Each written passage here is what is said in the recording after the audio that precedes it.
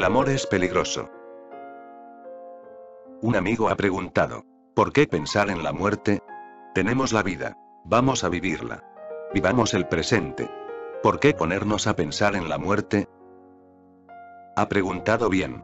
Pero el hecho mismo de que pregunte por qué nos llenamos de ideas de muerte, o de que recomiende que vivamos el presente sin pensar siquiera en la muerte, ya demuestra que él mismo no puede librarse de pensar en la muerte. La muerte es un hecho tan enorme que no es posible pasarlo por alto, aunque nosotros intentamos no pensar en la muerte a lo largo de nuestras vidas. No porque no valga la pena pensar en ella, sino porque la idea misma de la muerte es aterradora. La idea misma de que yo moriré hace que un escalofrío nos recorra la espalda. Naturalmente, os hará temblar cuando os estéis muriendo, pero aún antes, si la idea se apodera de vuestras mentes, os hará temblar hasta la médula. El hombre ha intentado siempre olvidarse de la muerte, ha intentado no pensar en ella.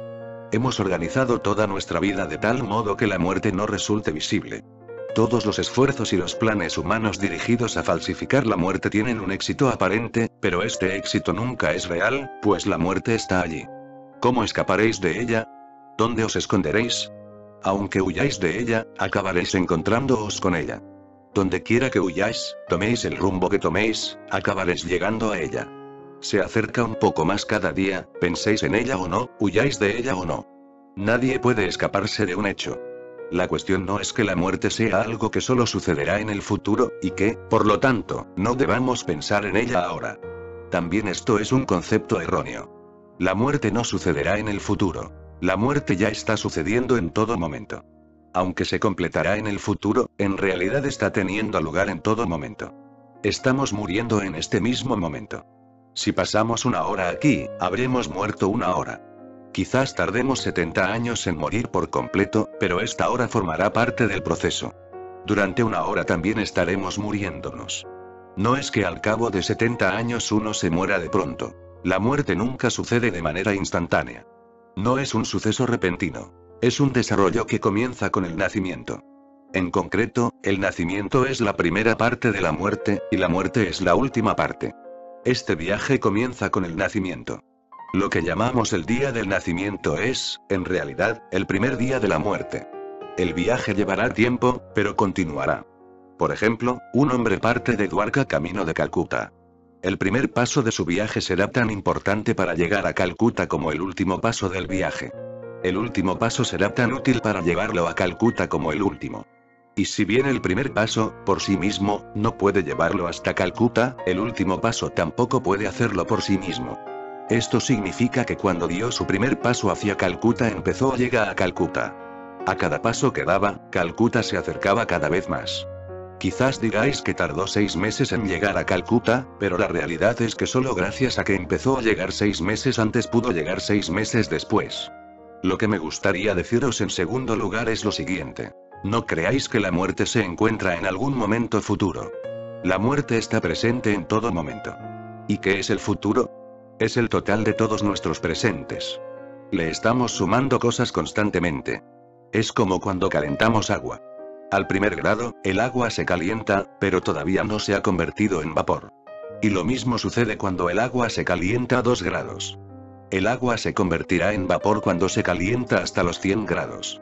Pero empezó a aproximarse al estado de vapor en el primer grado, y siguió en el segundo, en el tercero, y así sucesivamente. Pero el agua no se convierte en vapor ni siquiera cuando está a 99 grados.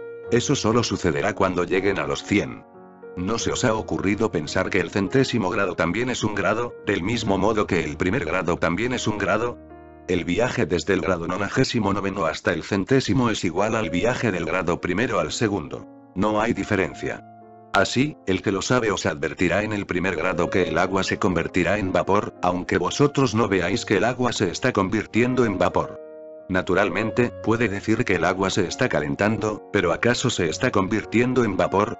Podemos engañarnos hasta el grado 99 pensando que el agua todavía no se está convirtiendo en vapor, pero cuando llegue al grado 100º es seguro que se convertirá en vapor. Cada grado la acerca cada vez más al punto de ebullición. Por lo tanto, no tiene sentido que intentéis salvaros de la muerte o aplazarla diciendo que la muerte se encuentra en el futuro. La muerte está sucediendo en todo momento. Estamos muriéndonos todos los días.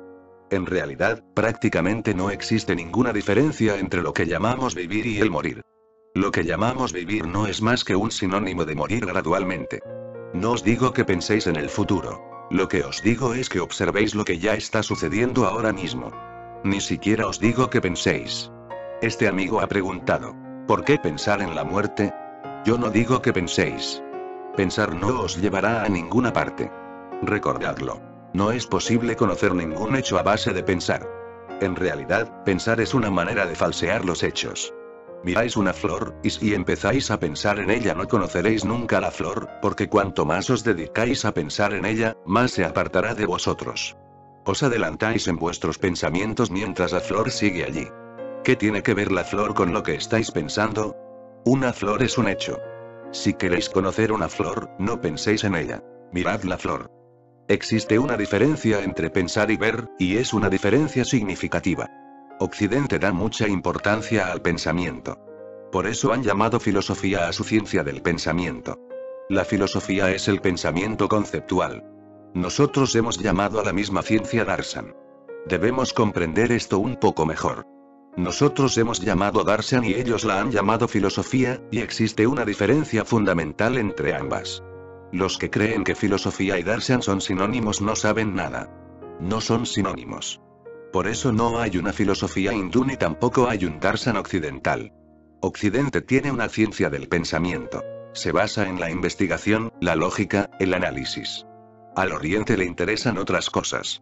El Oriente ha descubierto que existen ciertos hechos que no se pueden conocer nunca a base de pensar en ellos.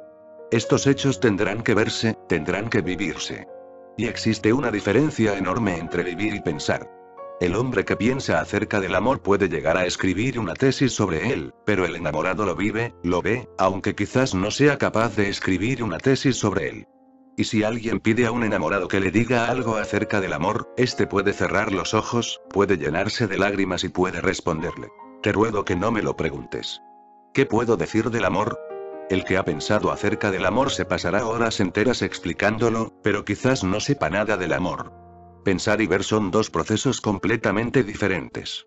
Por eso no os digo que debáis pensar en la muerte. Nunca podréis conocer la muerte a base de pensar en ella. Tendréis que verla. Lo que os digo es esto. La muerte está aquí, ahora mismo, dentro de vosotros, y vosotros tenéis que verla. Lo que yo llamo el yo se está muriendo constantemente. Este fenómeno de la muerte tendrá que ser visto, este fenómeno de la muerte tendrá que ser vivido, este fenómeno, este yo me muero, tendrá que ser aceptado. Hacemos todo lo que podemos por demostrar la falsedad de la muerte. Hemos inventado 1000 maneras de demostrar su falsedad. Es verdad que podemos teñirnos las canas, pero así no se demuestra que la muerte sea una mentira. Llega inevitablemente. Aún debajo del tinte, las canas siguen siendo blancas. Son señales de que la muerte ha empezado a acercarse, de que ha de llegar con seguridad. ¿Cómo podemos demostrar que es falsa? Por mucho que nos dediquemos a demostrar su falsedad, no cambiaremos las cosas. Se está acercando inexorablemente. Lo único que cambia es que nosotros podemos dejar de saberlo. Lo que yo os pregunto es esto. ¿Cómo puede saber lo que es la vida el que ni siquiera ha conocido la muerte? Mi postura es que la muerte está en la circunferencia, y la vida está en el centro. Si no conocemos siquiera la circunferencia, ¿cómo podremos llegar a conocer alguna vez el centro? Y si huimos de la circunferencia, nunca nos acercaremos al centro. Si os asustáis de las paredes exteriores de una casa y huís, ¿cómo podréis llegar a entrar alguna vez en el interior de la vivienda? La muerte es la periferia y la vida es el tempo que está en su centro. Si huimos de la periferia, también huimos de la vida. El que llega a conocer la muerte la desvelará y, con el tiempo, empezará a conocer también la vida. La muerte es la puerta de entrada al conocimiento de la vida. Rehuir la muerte es rehuir también la vida. Así, cuando yo os digo, conoced la muerte, comprended los hechos, no os estoy pidiendo que penséis.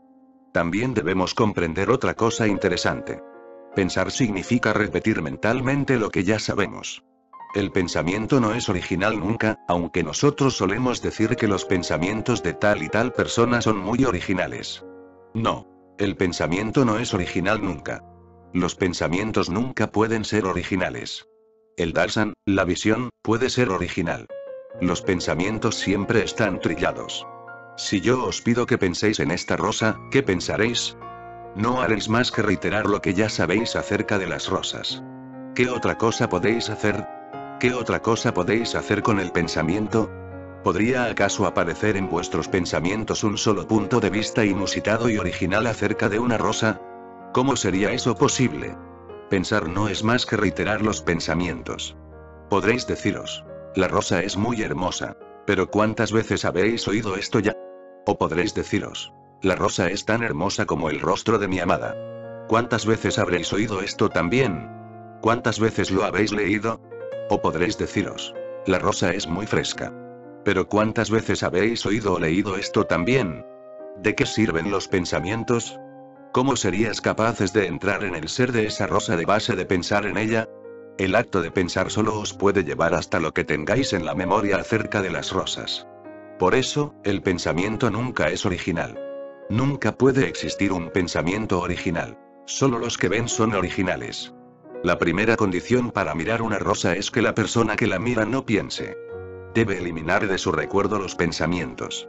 Debe quedarse vacío y vivir en ese momento con la flor. Dejad que la flor esté a un lado y estad vosotros al otro lado, y que no haya nada entre los dos. Nada que hayáis oído, nada que hayáis leído, nada que hayáis conocido nunca. Nada que hayáis conocido nunca debe interponerse. Nada debe interponerse entre los dos. Solo entonces empezará a entrar en vuestro ser lo desconocido que se encuentra dentro de la rosa. Cuando no encuentre ningún obstáculo entre los dos, entrará en vosotros, y entonces vosotros no sentiréis que queréis conocer la rosa, sentiréis que sois uno con la rosa. Entonces conoceréis la rosa desde su interioridad. El que ve penetra dentro de un objeto, mientras que el pensador da vueltas a su alrededor. Por eso, el pensador no alcanza nada. Solo el que ve alcanza. El que ve penetra en el interior, porque no queda ningún muro entre él y el objeto que tiene delante. El muro se derrumba, desaparece. Una vez, Kabir pidió a su hijo Kamal que fuera al bosque y trajera algo de heno para el ganado de ambos. Kamal obedeció y se puso en camino. Salió de mañana. Pero llegó la hora del mediodía y Kamal no había regresado todavía, y Kabir se inquietó. Y llegó la tarde, y Kamal tampoco vio señales de vida. Kabir estaba cada vez más inquieto. Pronto llegó el crepúsculo y se acercaba la puesta del sol, y por fin, Kabir salió en busca de Kamal acompañado de algunos fieles seguidores suyos. Cuando llegaron al bosque se encontraron a Kamal de pie entre la hierba espesa, con los ojos cerrados, ondulándose como una hoja de hierba movida por la brisa. Kabir se acercó a él, le puso la mano en el hombro y le preguntó: ¿Qué haces aquí? Kamal abrió los ojos. Volvió en sí, se dio cuenta de lo que había sucedido y pidió disculpas inmediatamente. Kabir dijo: ¿Pero qué has hecho aquí tanto tiempo? Es muy tarde. Lo siento mucho, respondió Kamal, pero cuando llegué aquí, en vez de segar la hierba me puse a mirarla. Y al mirarla fijamente, no sé cuándo me sucedió, pero yo también me convertí en una hoja de hierba. Pronto cayó la tarde y yo estaba aquí. Me había olvidado por completo de que yo soy Kamal y he venido a segar hierba, me convertí en la misma hierba. Había mucho gozo en ser la hierba, un gozo que no había tenido nunca al ser un Kamal. Me alegro de que vinieseis, porque yo no sabía qué pasaba. La brisa no movía la hierba, la brisa me movía a mí. El segador y lo que había de segar habían desaparecido. ¿Habéis visto de verdad alguna vez a vuestra esposa, a vuestro hijo, con quienes habéis vivido tantos años? ¿Los habéis visto alguna vez? Os pasan por la mente las cosas que hizo ayer vuestra esposa, y este pensamiento se interpone entre ella y vosotros. ¿Recordáis cómo os riñó cuando salíais de casa por la mañana para ir a la oficina, y el pensamiento vuelve a interponerse entre ambos? Os viene a la cabeza lo que dijo ella cuando estabais cenando, y el pensamiento se interpone entre ambos. Siempre tenéis pensamientos. No habéis visto nunca. Y por eso no hay relaciones entre el marido y la esposa, entre el padre y el hijo, entre la madre y el hijo. Las relaciones se producen cuando ya no hay pensamientos y cuando ha comenzado el darshan, la visión. Entonces es cuando tienen lugar de verdad las relaciones, porque entonces no hay nada que las obstaculice. Recordad que una relación personal no supone que exista un tercer factor que una a las dos personas. Mientras exista algo intermedio que una a las dos personas, también está presente el obstáculo. Lo que une también separa. El día que no existe nada que una, cuando solo queden las dos personas, cuando no quede nada intermedio, ese día lo que queda en realidad es solo uno. entonces ya no son dos. La relación personal no significa que estemos unidos a alguien. La relación personal significa que ya no existe nada entre la otra persona y nosotros, nada intermedio, ni siquiera para unirnos. Así pues, desaparecen los dos ríos y se fusionan en uno. Esto es el amor. La visión nos conduce al amor. La visión es la fuente del amor. Y el que no ha amado no ha conocido nada nunca. Por mucho que haya pretendido conocer una persona, solo lo ha conocido a través del amor. Por tanto, cuando digo que hay que conocer la muerte, quiero decir que también tendremos que amar la muerte. Tendremos que ver la muerte. Pero la persona que tiene miedo a la muerte, que la rehuye, ¿cómo puede amar a la muerte? ¿Cómo puede tener su darshan? ¿Cómo puede ver alguna vez la muerte? Cuando se aparece la muerte ante él, él le vuelve la espalda. Cierra los ojos. No permite nunca que se aparezca la muerte ante él, cara a cara.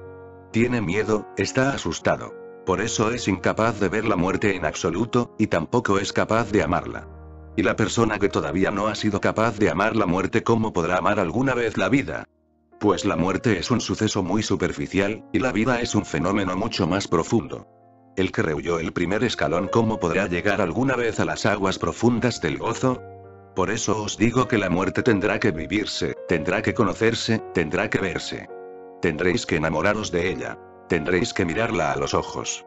Y en cuanto la persona mira a la muerte a los ojos, empieza a observarla, penetra en ella, se maravilla. Descubre, con gran asombro, qué gran misterio se oculta en la muerte. Lo que yo llamaba muerte, de lo que huía, encierra en realidad dentro de sí la fuente de la vida suprema. Por eso os digo, entrad de buena gana en la muerte para que podáis alcanzar la vida. Hay un dicho de Jesús que es increíble. Jesús ha dicho: porque el que quiera salvarse perecerá, y el que entregue la vida no será destruido. El que se pierda se encontrará, y el que se ponga a salvo se perderá. Si una semilla quiere salvarse, se pudrirá. ¿Qué otra cosa le espera? Y si una semilla se aniquila a sí misma en la tierra, si desaparece, se convertirá en árbol. La muerte de la semilla se convierte en vida para el árbol. Si la semilla se protegiera a sí misma diciéndose: tengo miedo. Podría morirme. No quiero desaparecer. ¿Por qué voy a desaparecer? En ese caso, ni siquiera seguirá siendo semilla, ni mucho menos se convertirá en árbol. El miedo a la muerte nos hace encogernos. Quiero deciros una cosa más que quizás no se os haya ocurrido. Solo el que tiene miedo a la muerte tiene ego, pues el ego supone una personalidad estrecha, un nudo apretado. El que tiene miedo a la muerte se encoge en su interior.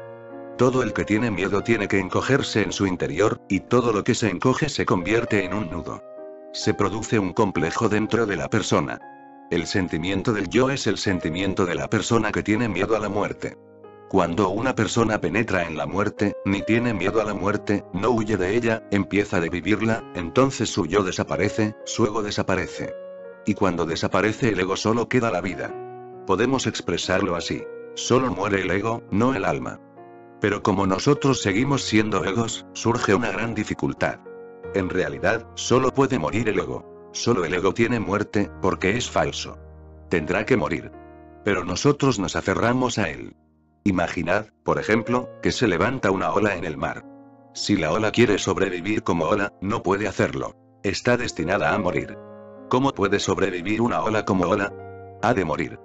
A no ser que se convierta en hielo. Si se vuelve sólida, puede sobrevivir. Pero aún en una supervivencia de este tipo la ola ya no existe y queda el hielo. Un hielo que es una ola, cerrada, disgregada del mar. Recordad que una ola no es independiente del mar. Es una con el mar. Convertida en hielo, se independiza del mar, se separa, se solidifica. La ola se ha quedado helada. Como ola, era una con el mar. Pero se convierte en un bloque de hielo, sobrevivirá, por supuesto, pero quedará disgregada del mar. ¿Y cuánto tiempo sobrevivirá en ese estado? Todo lo que está helado acabará por fundirse, sin duda. Una ola pobre se fundirá un poco antes, mientras que una ola rica tardará algún tiempo más. ¿Qué otra cosa le espera? Los rayos del sol tardarán algún tiempo más en fundir una ola grande, mientras que una ola menor se fundirá antes. No es más que una cuestión de tiempo, pero la fusión ha de suceder. La ola se fundirá y se quejará mucho, porque en cuanto se funda desaparecerá. Pero si la ola, al volver a caer al mar, se forzase a sí misma a dejar de existir como entidad independiente, si llegara a saber que ella es, en realidad, el mar, entonces no se trataría de la desaparición de la ola. Así pues, desaparezca o no, existe todavía, porque sabe. No soy una ola. Soy el mar. Cuando desaparece como ola, todavía existe en estado de reposo. Cuando se levanta, se encuentra en estado de actividad. Y el reposo no es menos agradable que la actividad. En realidad, es más agradable todavía. Existe un estado de actividad y existe un estado de reposo. Lo que nosotros llamamos samsara, el mundo, es el estado de actividad, y lo que llamamos moksha, la liberación, es el estado de reposo. Es como una ola inquieta que choca con el viento y que lucha con él, y que después se hunde en el mar y desaparece. Todavía existe. Lo que era antes en el mar sigue siéndolo, pero ahora está en reposo. Pero si una ola se afirmase a sí misma como ola, sería como si estuviera llena de ego, y entonces tendría que disgregarse del mar. Cuando llegáis a acoger la idea del yo soy, ¿cómo podéis ser con el resto del todo? Si optáis por ser con el todo, entonces se pierde el yo. Por eso insiste el yo. Disgrégate del todo. Y qué interesante es que el hecho de disgregaros del todo os hacer ser desgraciados. Y entonces, una vez más, el yo dice. Relaciónate con el todo, así de tortuoso es el yo. El yo dice primero. Disgrégate del todo, aíslate. Tú eres diferente del todo. ¿Cómo vas a seguir unido? De esta manera, el yo se separa, pero entonces se encuentra con problemas, pues en cuanto el yo se separa del todo, se siente desgraciado. Su fin se aproxima. En cuanto la ola llega a creerse independiente del mar, empieza a morir. Su muerte se aproxima. Entonces emprenderá la lucha por protegerse de la muerte. Mientras fue una con el mar, no existió la muerte, pues el mar no muere nunca. Recordad que puede existir un mar sin una ola, pero una ola no puede existir sin el mar. No podemos concebir una ola sin el mar. El mar estará presente en la ola. Pero el mar puede existir sin una ola. Cuando las olas forman parte integral del mar, existen en paz y en reposo. Pero en cuanto una ola aspira a salvarse del mar, surgen dificultades. Se disocia del mar y comienza su muerte. Por este motivo, el que ha de morir quiere amar. El motivo por el que todos nosotros, que vamos a morir, estamos tan deseosos de amar es que el amor es el medio más evidente para conectar. Por eso nadie quiere vivir sintiéndose desgraciado, sin amor. Todos buscamos el amor. Que alguien quiera recibir nuestro amor, que alguien quiera entregarnos amor. Y para la persona que no encuentra amor, este se convierte en un problema. Pero ¿nos hemos preguntado alguna vez cuál es el significado del amor? El amor es un intento de reconstruir de nuevo, parte a parte, uniendo diversas partes, la relación con el todo que hemos roto. Así, un tipo de amor es aquel por el cual intentamos reconstruir nuestra relación perdida con el todo a base de añadir diversas partes. Esto es lo que llamamos amor. Y existe otro tipo de amor en el cual hemos cejado en nuestro intento de disgregarnos del todo. Esto es lo que llamamos oración. Por ello, la oración es el amor absoluto. Y tiene un significado totalmente distinto. No significa que estemos intentando recomponer los pedazos. Significa que hemos dejado de disgregarnos del todo. La ola ha anunciado. Yo soy el mar, y ahora no intenta conectarse con cada una de las demás olas. Recordad que la ola misma se está muriendo, y que las demás olas próximas también se están muriendo. Si esta ola intenta relacionarse con las demás olas, tendrá problemas. Por eso, lo que nosotros llamamos amor es muy doloroso, porque es una ola que intenta relacionarse con otra ola. La ola y la otra ola se están muriendo, pero establecen una relación entre ambas con la esperanza de que uniéndose entre sí quizás puedan salvarse.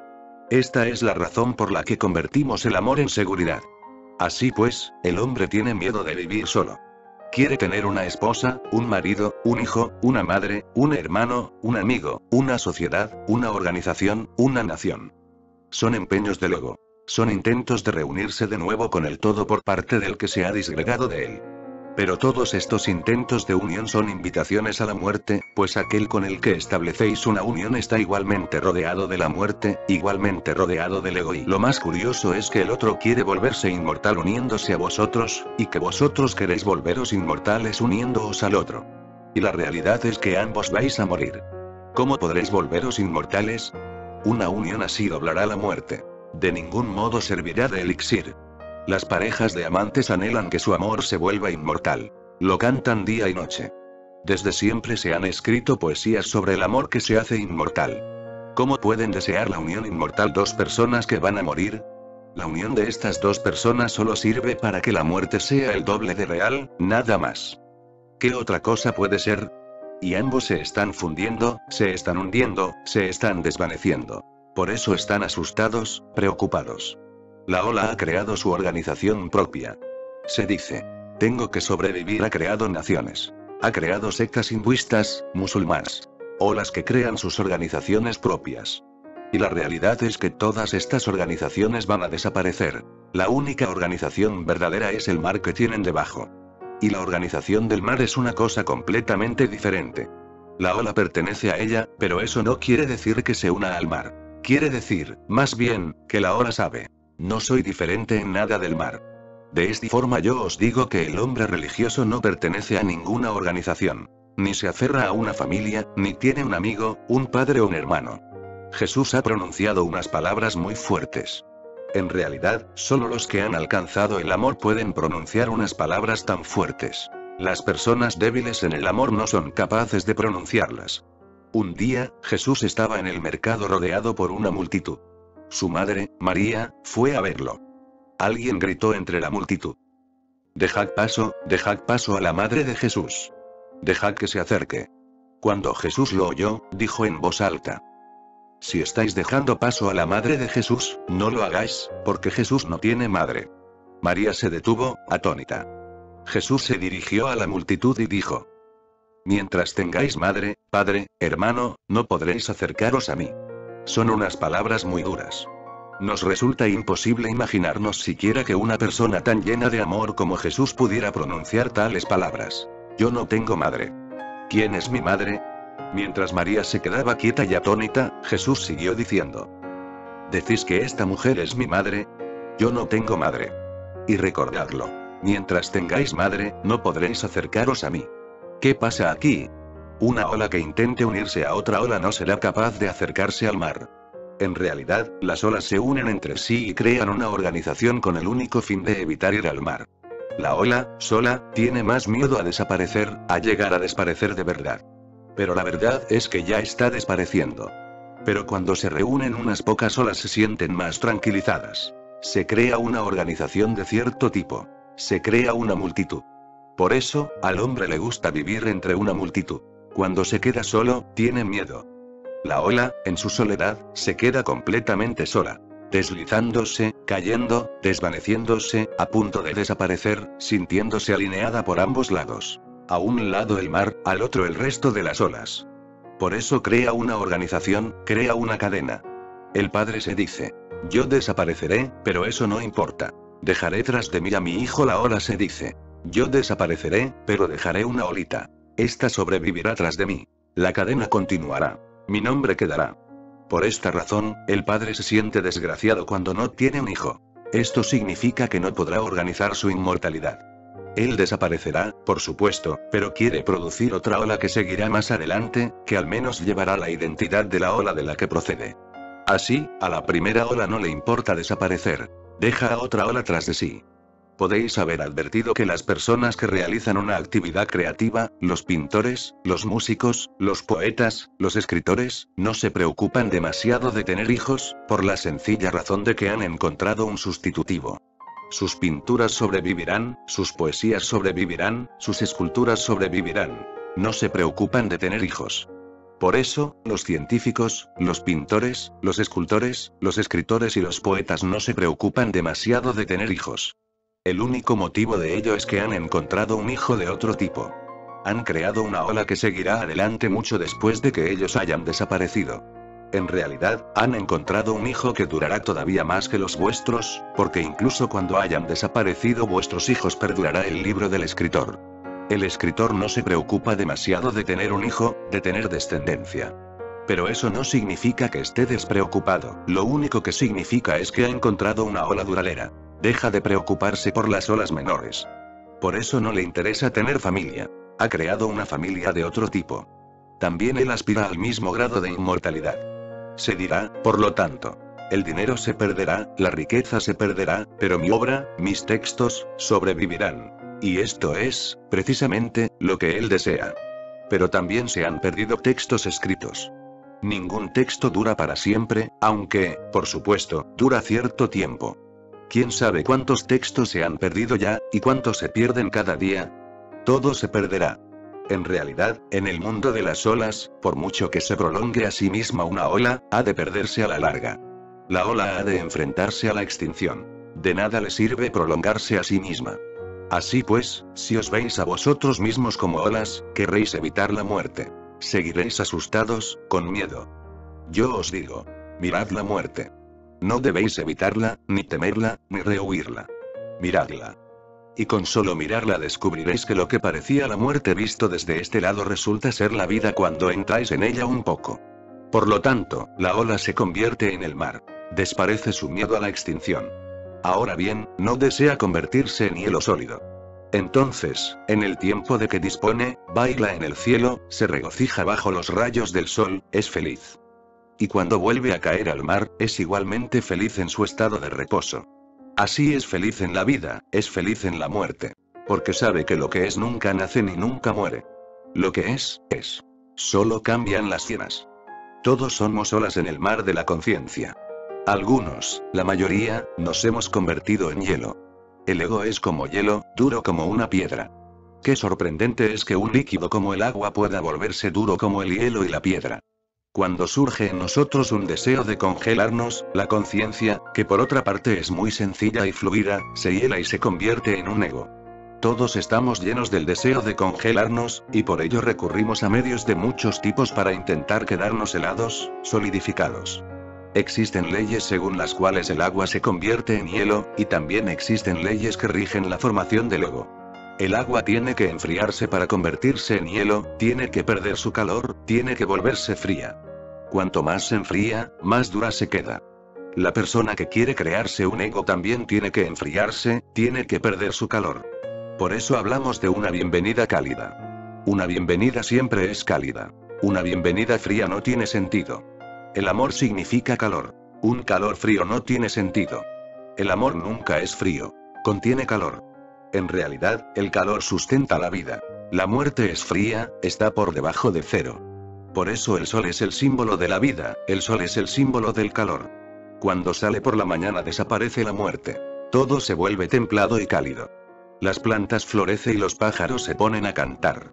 El calor es el símbolo de la viuda, el frío es el símbolo de la muerte.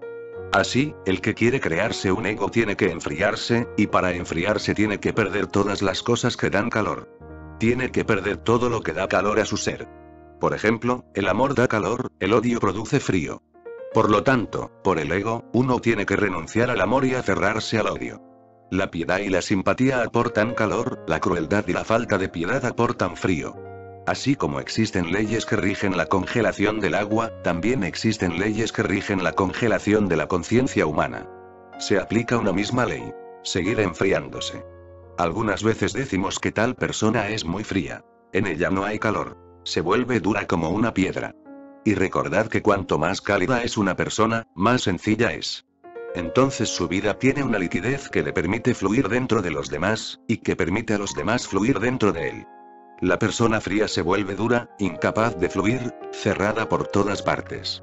Nadie puede entrar en ella, ni tampoco puede entrar ella dentro de nadie. El ego es como el hielo sólido, y el amor es como el agua, líquida, fluida. La persona que tiene miedo a la muerte huirá de ella. Seguirá congelándose, pues es miedo a morir, a desaparecer, lo hará contraerse, y su ego se mantendrá, volviéndose más duro, más fuerte.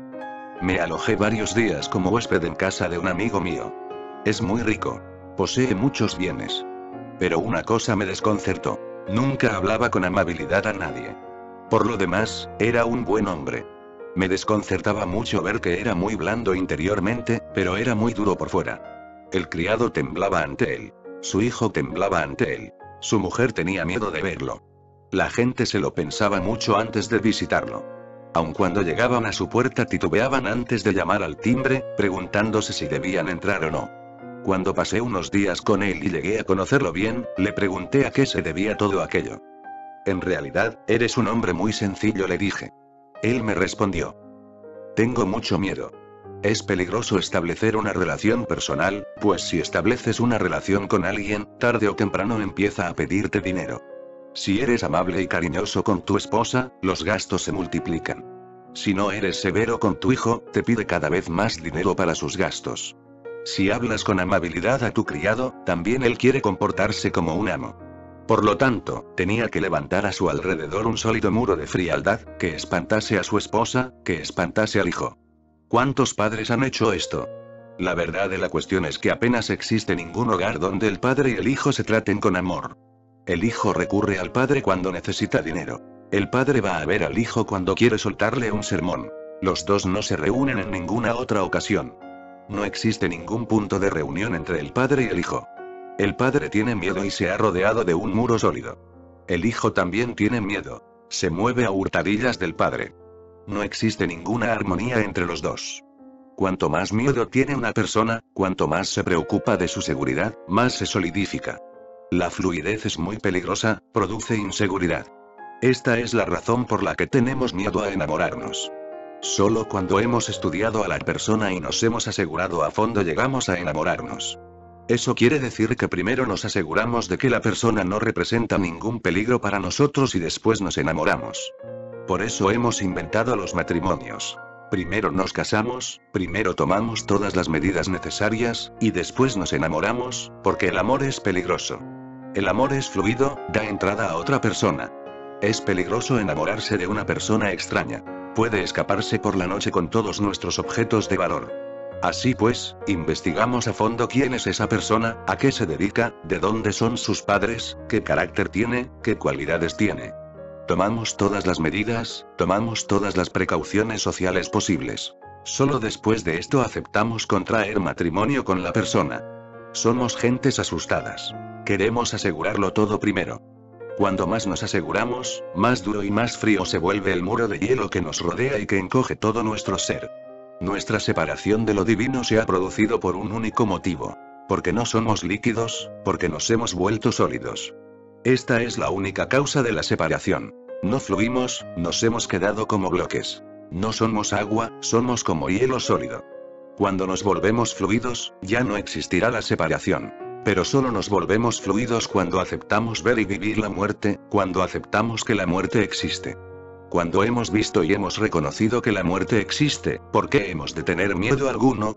Cuando la muerte está allí con seguridad, cuando la ola sabe con seguridad que ha de desaparecer, si la ola ha descubierto que el nacimiento mismo contiene a la muerte, si la ola ha llegado a saber que su desintegración comenzó en el momento mismo en que fue creada, allí termina la cuestión. ¿Por qué convertirse entonces en hielo? Enseguida aceptará ser una ola mientras tenga que serlo, y aceptará ser el mar mientras tenga que serlo. Eso es. Aquí termina la cuestión. En ese instante se acepta todo. En esa aceptación, la ola se convierte en el mar.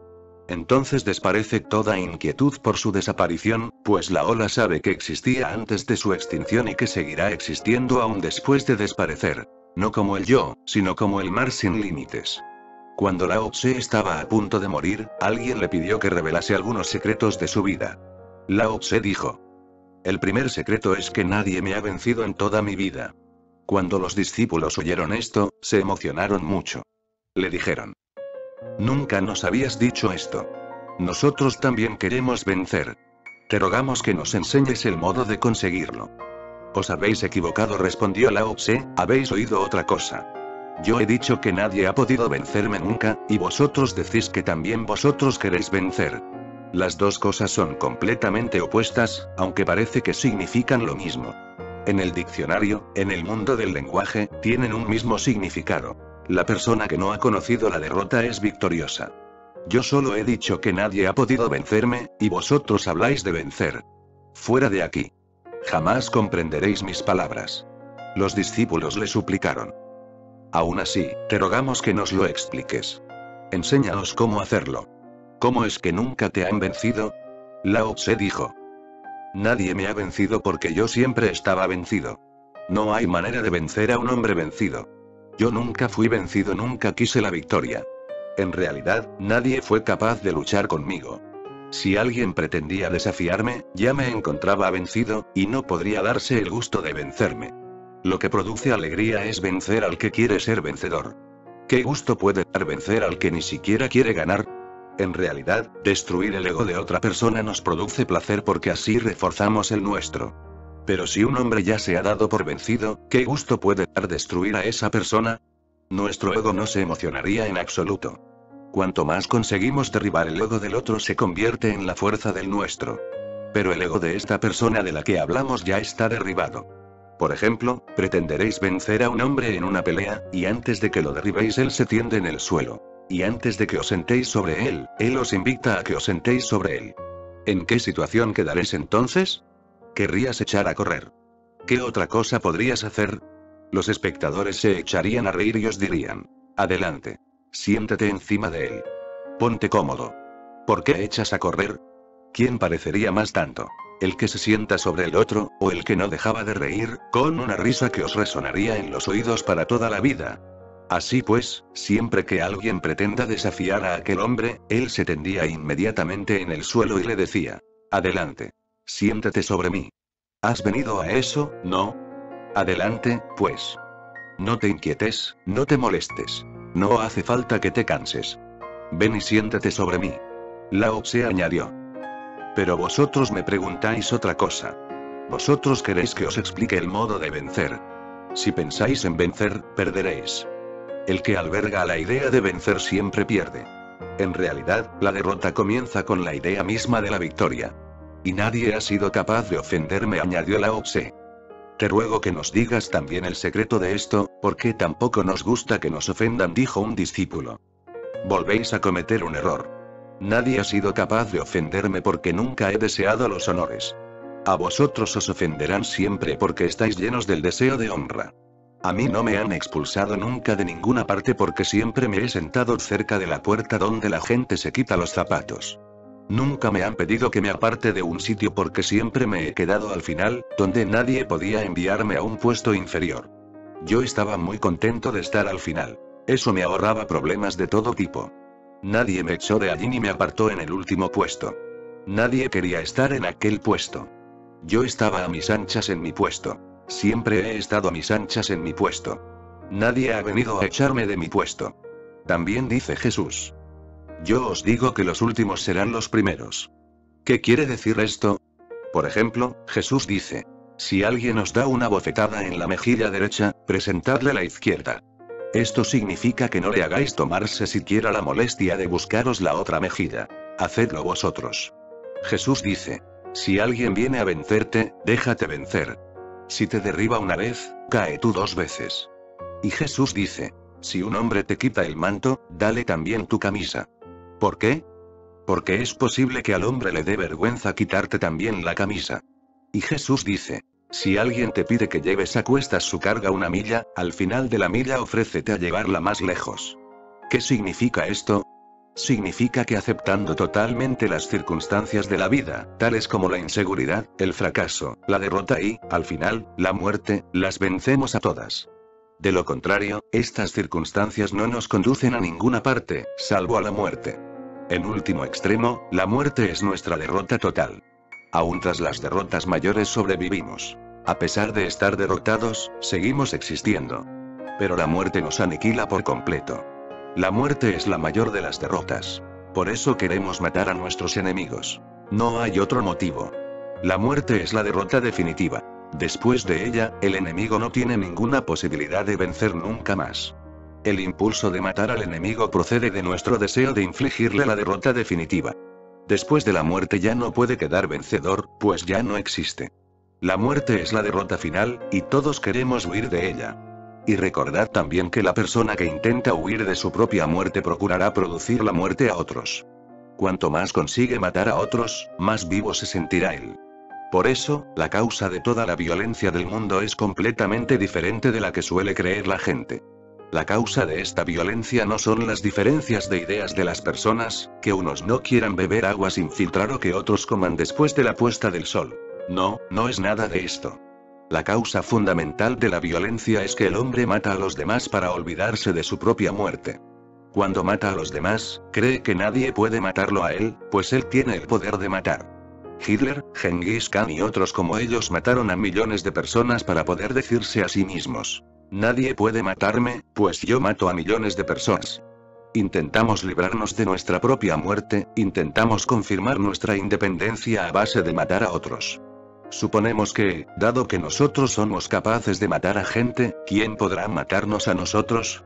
En lo más hondo, esto es rehuir la muerte. En lo más hondo, la persona violenta huye de la muerte.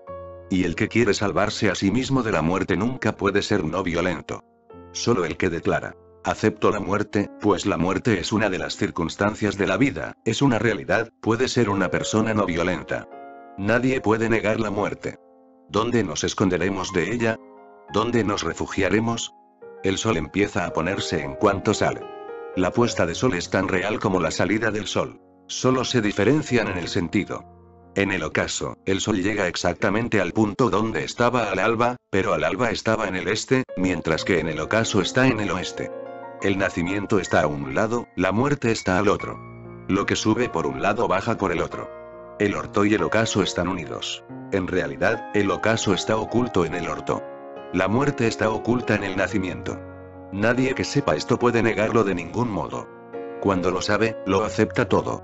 Entonces vive esta verdad. La conoce, la ve y la acepta. Con la aceptación llega a la transformación. Cuando yo hablo de vencer a la muerte, quiero decir que en cuanto una persona acepta la muerte se ríe, porque llegó a saber que la muerte no existe. Solo se forma y se deshace la envoltura externa. El mar siempre ha existido. Solo la ola ha cobrado forma y se ha desintegrado después. La belleza siempre ha estado presente. Las flores aparecieron y se marchitaron. La luz siempre ha brillado. El sol salió y se puso. Y lo que brillaba con la salida del sol y con su puesta siempre estaba presente, antes del orto y después del ocaso. Pero solo llegaremos a ver esto cuando hayamos visto la muerte, cuando hayamos tenido la visión de la muerte, cuando nos hayamos encontrado con la muerte, cuando nos hayamos encontrado la muerte cara a cara. Nunca antes. Así, nuestro amigo nos pregunta: ¿por qué pensar en la muerte? ¿Por qué no olvidarnos de ella? ¿Por qué no limitarnos a vivir? Yo quisiera decirle que nadie ha vivido olvidando la muerte, ni nadie ha podido vivir así. Y el que desprecia la muerte también desprecia la vida. Es como si tuviera en la mano una moneda y dijera: ¿por qué preocuparme de la otra cara de la moneda? ¿Por qué no limitarme a olvidarla? Si yo renuncio a la cruz de la moneda, también pierdo la cara, pues ambas componen las dos caras de la misma moneda. No es posible quedarse una cara de la moneda y tirar la otra a la calle. ¿Cómo sería posible? Si me quedo una cara, me quedaré automáticamente con la otra. Si tiro una cara, tiraré ambas caras. Si me quedo una, me quedaré las dos. En realidad, ambas son dos aspectos de una misma cosa. El nacimiento y la muerte son dos aspectos de una misma vida. El día que uno se da cuenta de esto, no solo pierde su aguijón la muerte, sino que también desaparece la idea de no morir. Entonces llega a saber uno que el nacimiento está allí y que también está allí la muerte. Ambas componen la felicidad. Todas las mañanas nos levantamos y vamos a trabajar. Unos van a cavar zanjas y la gente hace trabajos diferentes. Algunos sudan todo el día.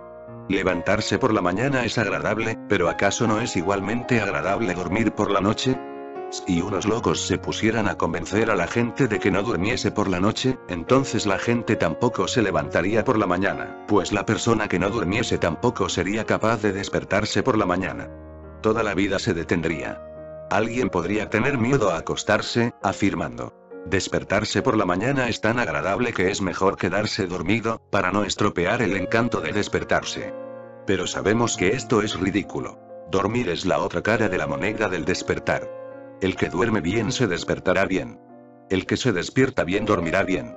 El que vive bien morirá bien. El que muere bien dará buenos pasos en su vida futura. El que no muere bien no vivirá bien. El que no vive bien no morirá bien. Será un desastre. Todo se volverá feo y distorsionado. El miedo a la muerte es responsable de la aparición de la fealdad y de la distorsión. Si a alguien lo dominara el miedo a quedarse dormido, la vida se le haría difícil. Una vez un hombre me trajo a su madre, una señora anciana. Me dijo que a su madre le daba mucho miedo quedarse dormida. Yo le pregunté: ¿a qué se debe esto? Ha caído enferma recientemente, me dijo él, y cree que puede morirse mientras duerme. Tiene miedo de no volverse a despertar si se queda dormida, y por eso intenta pasar toda la noche despierta. Tenemos un grave problema. No se recupera de su enfermedad porque no duerme por la noche, por el miedo a morirse y no volverse a despertar. Te ruego que hagas algo para librarla de este miedo. De lo contrario, el problema es grave. En cierto modo, dormir es como morir todos los días. Estamos vivos todo el día. Estamos muertos toda la noche. Esto es como morir por partes, como morir un poco cada día. Nos sumergimos en nuestro interior por la noche y salimos frescos por la mañana. Cuando llegamos a los 70 o a los 80 años de edad, el cuerpo está desgastado. Entonces lo toma la muerte. Y con ella, el cuerpo experimenta un cambio completo. Pero tenemos mucho miedo a la muerte, aunque no es más que un sueño profundo. ¿Sabéis que el cuerpo sufre un cambio todas las noches y que queda diferente todas las mañanas? El cambio es tan mínimo que vosotros no lo advertís. El cambio no es total. Es una transformación parcial. Cuando os acostáis por la noche, cansados y agotados, vuestro cuerpo está en un estado determinado, y cuando os despertáis por la mañana está en un estado diferente. Por la mañana, el cuerpo se siente fresco y rejuvenecido. Está lleno de energía, dispuesto a enfrentarse con las actividades de un nuevo día. Ahora os sentís capaces de cantar canciones nuevas, cosa que no podías hacer la noche anterior. Entonces estabais cansados, rotos, agotados. Pero nunca os habéis preguntado por qué hay tanto miedo a la muerte. Cuando os despertáis por la mañana os sentís contentos, porque en el sueño solo cambia una parte de vuestro cuerpo. Pero la muerte, por su parte, produce un cambio completo. Todo el cuerpo se vuelve inútil y surge la necesidad de adquirir un cuerpo nuevo. Pero tenemos miedo a la muerte, y por eso toda nuestra vida se ha quedado completamente paralizada. Todos los momentos están llenos del miedo a la muerte. A causa de este miedo, nos hemos creado una vida, una sociedad, una familia que tiene un mínimo de vida y un máximo de miedo a la muerte. Y el que teme a la muerte no puede vivir nunca. Ambas cosas no pueden producirse a la vez. Solo la persona que está preparada para encontrarse con la muerte de una manera absolutamente espontánea está preparada también para vivir. La vida y la muerte son dos aspectos de un mismo fenómeno. Por eso yo os digo, mirad la muerte. No os pido que penséis en la muerte, pues esta manera de pensar os confundirá. ¿Qué haréis si os ponéis a pensar en la muerte? A una persona enferma y desgraciada puede resultarle grato pensar que todo termina con la muerte. Este pensamiento le resulta grato al hombre, pero no por eso es cierto. Recordadlo. No creáis nunca que lo que os parece agradable es necesariamente cierto, porque lo que os parece agradable no depende de la verdad, depende de lo que vosotros consideréis conveniente. A la persona desgraciada, llena de problemas, enferma y dolorida le parece que debería encontrarse con la muerte total, que no debería dejar nada atrás de sí. Pues si sobrevive alguna parte de él, eso significaría, evidentemente, que sobreviviría él. Él, la persona desgraciada y enferma. Un amigo ha preguntado. Algunas personas se suicidan. ¿Qué puedes decir de ellas? ¿No tienen miedo a la muerte estas personas? También tienen miedo a la muerte. Pero tienen más miedo a la vida que a la muerte. La vida les parece más dolorosa que la muerte. Por eso quieren terminarla. El hecho de que pongan fin a sus vidas no significa que encuentren ningún gozo en la muerte. Pero, como la vida les parece peor que la muerte, prefieren la muerte. El que es desgraciado, el que está lleno de dolores, se creerá de buena gana que la muerte se lo lleva todo, incluso el alma, que la muerte no deja nada atrás de sí. Evidentemente, no quiere salvar ninguna parte de sí mismo, pues en tal caso no salvaría más que su desgracia y su dolor. El que tiene miedo a la muerte y quiere salvarse, acepta de buena gana la fe en la inmortalidad del alma. Todas estas cosas son conveniencias. No hacen nada más que demostrar lo que nos interesan nuestras conveniencias. Aceptar estas cosas nos resulta cómodo, eso es todo. Por eso cambiamos de creencias muchas veces. La persona que era atea en su juventud se convierte en teísta en su vejez. En realidad, la verdad es que las creencias cambian con los dolores de cabeza. Cuando no nos duele la cabeza, tenemos un conjunto de creencias. Cuando nos duele la cabeza, cambiamos estas por otro conjunto de creencias. Es difícil determinar en qué medida afectan las escrituras a vuestro sistema de creencias y en qué medida les afecta vuestro hígado. No podemos saber si les afecta más el gurú o el hígado. Cuando el estómago está revuelto, la persona tiende a volverse atea, y cuando el estómago está bien tiende a creer en Dios. ¿Cómo puede creer una persona que existe Dios cuando tiene dolor de cabeza? Si existe Dios y también existe el dolor de cabeza, ¿cómo conciliar a ambos? Podemos hacer un experimento. Tomamos a 50 hombres a los que hacemos contraer enfermedades crónicas, y dejamos a otros 50 con buena salud. Hacemos que los 50 primeros vivan sumidos en la desgracia y que los otros 50 tengan vidas felices. Descubriréis que el ateísmo aumentará en el primer grupo y que el teísmo aumentará en el segundo grupo. No se trata de que creer en Dios provoque la felicidad. Es que la mentalidad de la persona desgraciada se vuelve atea inevitablemente. Recordad, pues, que si veis que aumenta el ateísmo por el mundo, sabréis que estará aumentando también la desgracia. Si veis que cada vez hay más gente que cree en Dios, sabréis que cada vez hay más gente feliz. Os digo, pues, que es muy probable que en los próximos 50 años Rusia se vuelva ateísta y la India se vuelva más atea todavía. Las creencias no significan nada. En Rusia, la gente lee a Marx, mientras en la India leemos a Mahavira. Esto no cambia las cosas. Las obras de Mahavira y las de Marx no establecen la menor diferencia. Si las gentes se hicieran cada vez más felices en Rusia, entonces en los próximos 50 años resucitaría el teísmo y empezarían a sonar las campanas en los templos rusos. Se encenderían las lámparas y se cantarían las oraciones. Solo una mente feliz hace sonar las campanas del templo, enciende lámparas y canta oraciones. La gente empezaría a dar gracias a Dios. Solo una mente feliz quiere dar las gracias a alguien, ¿y a quién va a dárselas sino a Dios? Cuando el hombre no encuentra motivos de la presencia de su felicidad interior, se la agradece a lo desconocido, pues a ello ha de deberse. La mente infeliz quiere expresar su ira. Y cuando la persona no encuentra ninguna causa para su infelicidad, ¿con quién ha de enfadarse? Evidentemente, se llena de resentimiento hacia lo desconocido. Se dice: todo este embrollo es culpa de ese desconocido, es culpa de Dios. O no existe o se ha vuelto loco. Lo que estoy diciendo es que nuestro teísmo y nuestro ateísmo, nuestras creencias, son el resultado de lo que más conviene a nuestra situación. El que quiere huir de la muerte se aferra, inevitablemente, a alguna creencia. Del mismo modo, el que quiere morir también se aferrará a alguna creencia. Pero ninguno de los dos tiene el deseo, el ansia de conocer la muerte.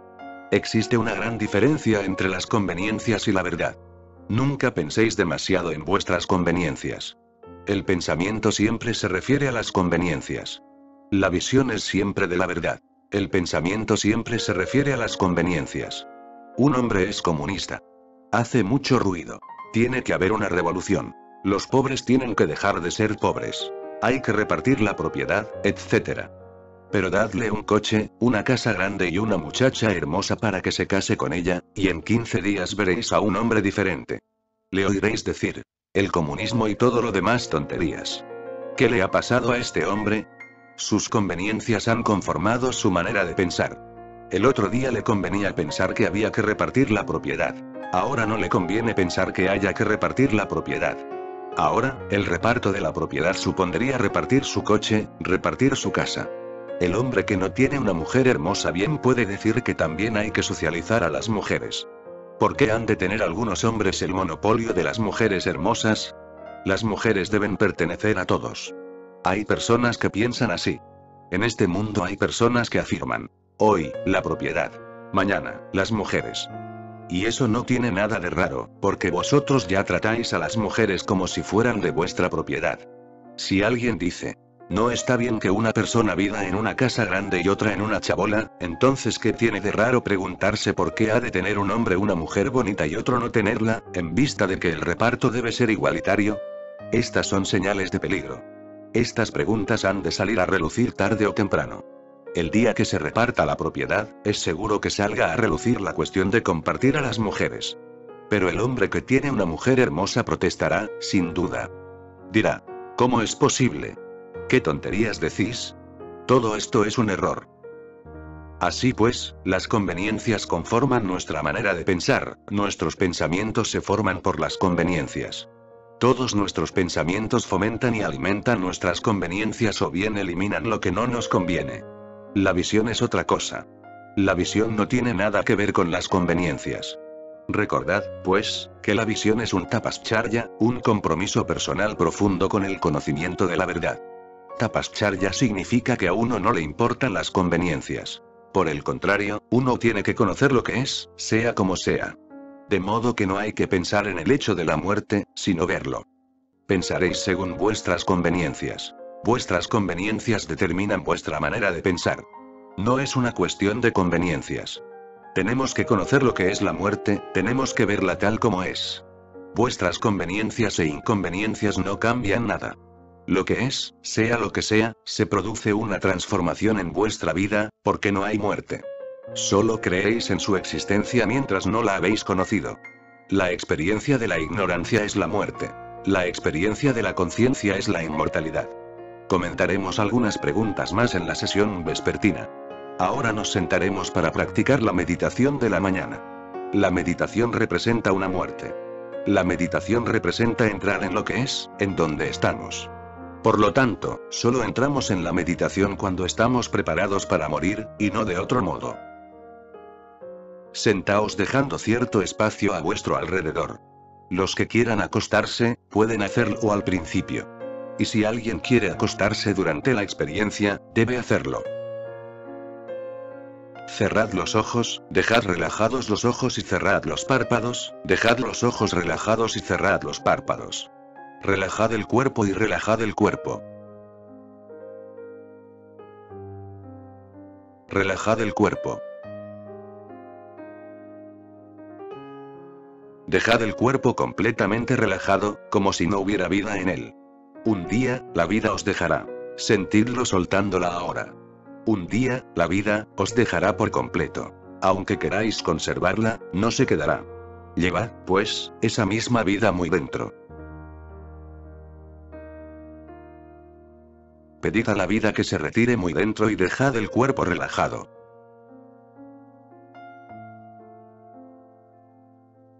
Seguid relajando el cuerpo por completo.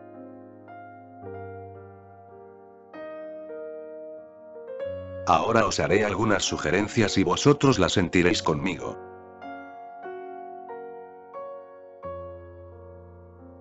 El cuerpo se está relajando.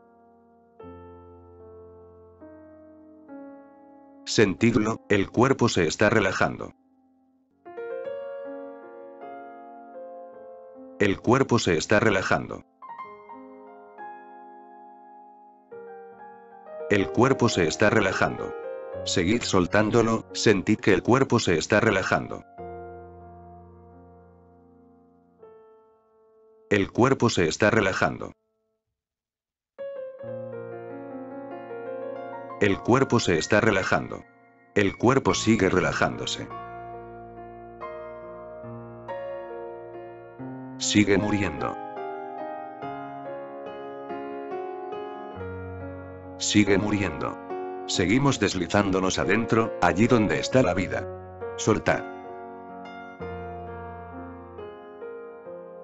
Soltad.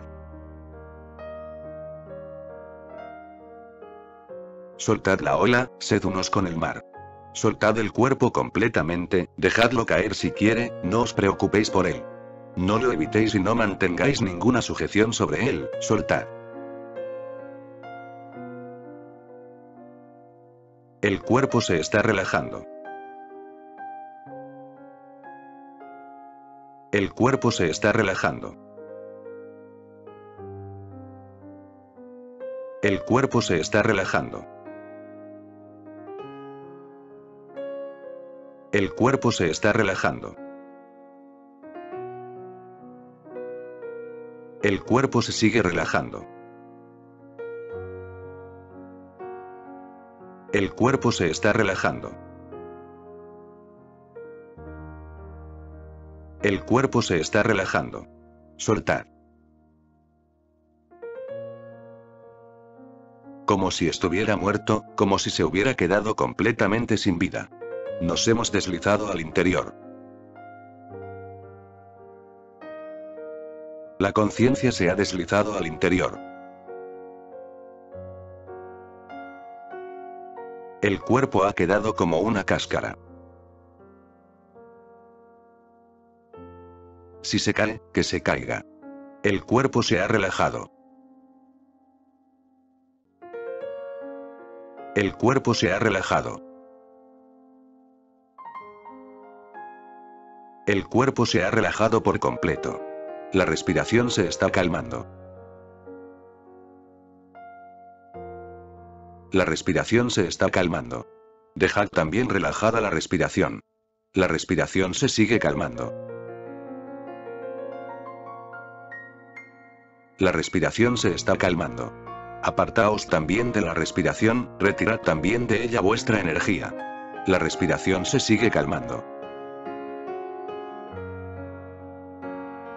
La respiración se está calmando. La respiración se está calmando.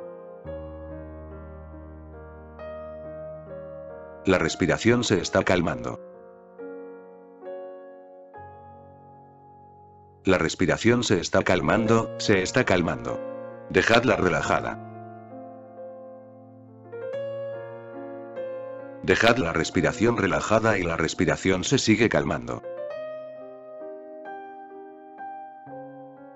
La respiración se sigue calmando y la respiración se ha relajado. Dejad también los pensamientos. Apartaos también de ellos. Apartaos más de ellos. Los pensamientos se están relajando. Los pensamientos se están relajando. Seguid sintiendo. Los pensamientos se están relajando. Los pensamientos se están relajando. Los pensamientos se siguen relajando. Los pensamientos también están cayendo. Os habéis retirado más. Os habéis retirado más. Los pensamientos se siguen calmando. Los pensamientos se siguen calmando. Los pensamientos se siguen calmando. Los pensamientos se han calmado. Ahora, durante 10 minutos limitaos a permanecer despiertos dentro de vosotros, permaneced conscientes dentro de vosotros. Mirad hacia adentro despiertos. En el exterior se ha producido la muerte. El cuerpo está yaciendo, casi muerto, lejos. Nos hemos retirado. La conciencia se ha quedado encendida como una llama. Solo sois un conocer. Solo un ver. Permaneced solo como observadores. Asentaros en la visión. Durante 10 minutos, limitaos a seguir mirando dentro, no hagáis nada más, solo seguid mirando. Dentro. Más adentro. Seguid mirando dentro. Despacio, despacio, os habéis deslizado hasta las profundidades. Como el que cae a un pozo profundo. Sigue cayendo. Sigue cayendo. Mirad. Durante 10 minutos, limitaos a seguir mirando. Se hace un silencio profundo. Al cabo de unos minutos, empieza a hacer sugerencias de nuevo. Soltad por completo vuestra sujeción. Y entrad más hondo y entrad más hondo. Limitaos a seguir mirando despiertos. Despacio, despacio, todo se convertirá en un vacío. Solo seguirá ardiendo en el vacío una llama de conocimiento, ese conozco. Conozco. Veo. Veo. Soltadlo por completo, soltad todo vuestro control y sumergíos en las profundidades y seguid mirando y la mente se seguirá tranquilizando. La mente se está quedando vacía. La mente se está quedando vacía. Soltad totalmente. Desaparecer y simplemente, morir. Desapareced completamente desde el exterior. Soltad completamente desde el exterior y como puede desaparecer una ola y convertirse en el mar. Soltad por completo y no mantengáis la más mínima sujeción. La mente se está quedando vacía y la mente se está quedando vacía. La mente se está quedando vacía. La mente se ha quedado completamente vacía. La mente se ha quedado vacía y la mente se ha quedado vacía. Solo ha quedado encendida una llama. Una llama de conocimiento. De visión. Por lo demás, es como si se hubiera producido la muerte y veréis el cuerpo tendido a lo lejos y veréis vuestro propio cuerpo muy lejos. Vuestra propia respiración os parecerá muy lejana. Dentro. Más dentro. Sumergíos. Soltad por completo. No mantengáis ninguna sujeción. Soltad. Soltad y soltad por completo. Soltad por completo. Si el cuerpo quiere caerse, que se caiga. Soltad por completo. Convertíos en un vacío y convertíos en un vacío por completo. La mente se ha convertido en un vacío. Se ha convertido en un vacío.